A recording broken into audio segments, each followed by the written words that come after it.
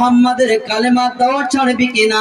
কিন্তু হযরতে ইয়াসির বলছেন, বেঈমান আবু জাহল রে বল, কিন্তু এই মক্কা নগরীতে আমার স্ত্রী চলে গিয়েছে, কিন্তু আমিও চলে যাব, কিন্তু মুহাম্মাদের কালেমা দাওয়াত ছাড়বো না, ঈমান ছাড়বো না।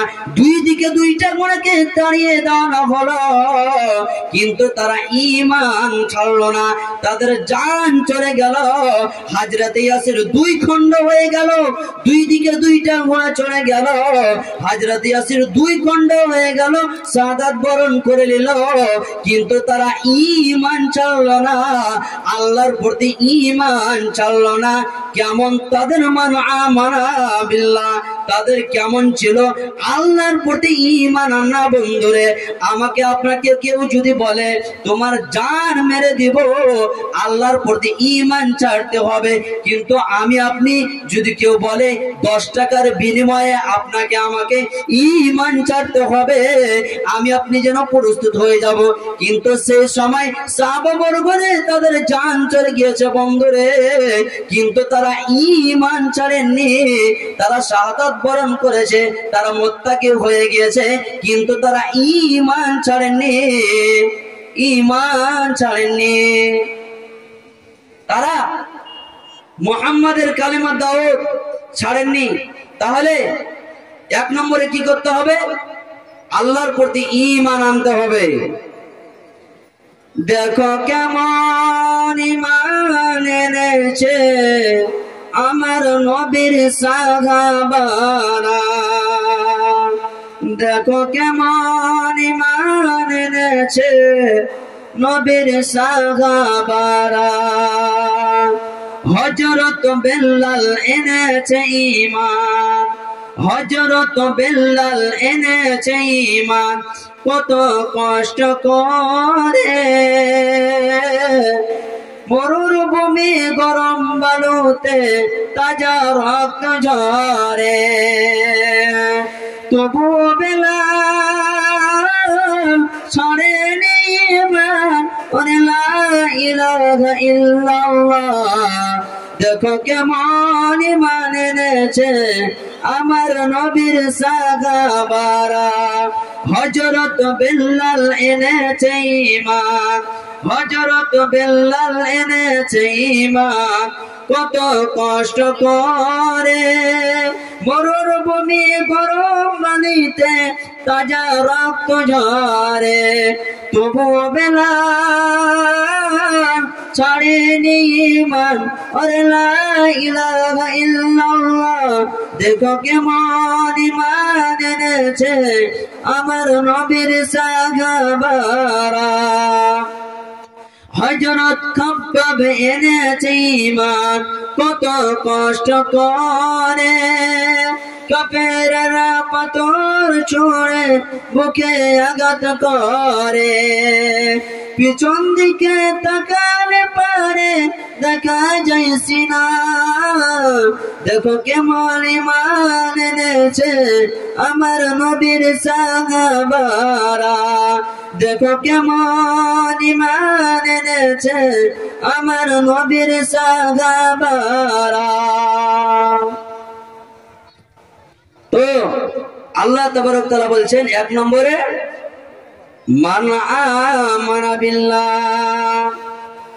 আমাকে আপনাকে যদি মুত্তাকি হওয়া লাগে, তাহলে আল্লাহর প্রতি ঈমান আনতে হবে, আমাকে আপনাকে ঈমান আনতে হবে।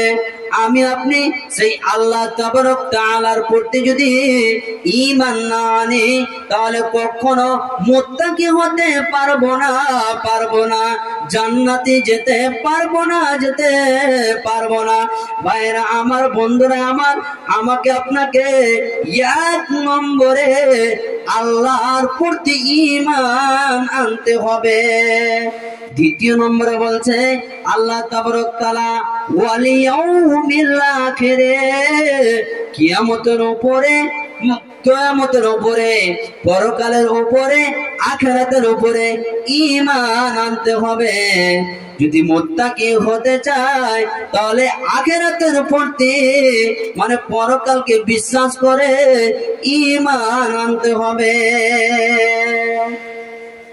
দ্বিতীয় নম্বরে আমাকে আপনাকে পরকালের প্রতি ঈমান আনতে হবে। মক্কা নগরীতে কতগুলো কাফের মুশরিকরা বরাবরি করছে, আপসে বরাবরি করতে আরম্ভ করেছে। একে অপরকে জিজ্ঞেস করেছে আম্মা ইয়াতাসালুন, তারা বরাবরি করছে ওই কিসের ব্যাপারে জিজ্ঞেস করছে, আনিন নাবাইল আজিম। আল্লাহ তাবারক তাআলা বলছেন তারা কিসের ব্যাপারে জিজ্ঞেস করছে, বলা বলি করছে মুহাম্মদকে বলছে, এ মুহাম্মদ বলো বলো কিয়ামত কখন হবে। আনিন নাবাইল আজিম, ওই মহাসংবাদ সম্পর্কে তারা জিজ্ঞেস করছে।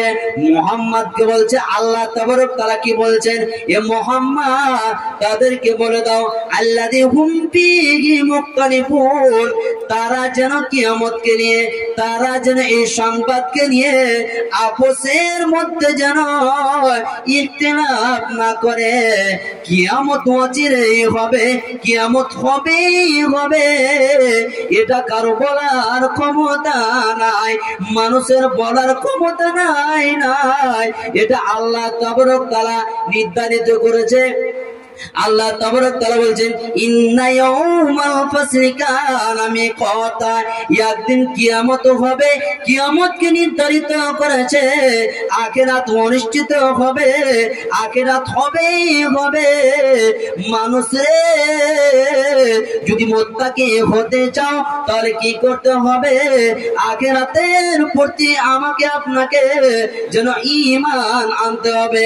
ভাইরা আমার, বন্ধুরা আমার, আখিরাতের প্রতি যদি আমার আপনার ঈমান না থাকে কি হবে ভাইরা আমার, বন্ধুরা আমার? যখন জান্নাতে প্রবেশ করবে, জান্নাতীরা একে অপরকে বলাবলি করবে, দেখো দেখো ওই যে আমার বোনটা জাহান্নামে যাচ্ছে, ওই যে আমার ভাইটা জাহান্নামে যাচ্ছে, এরা কিসের কারণে, কিসের কারণে?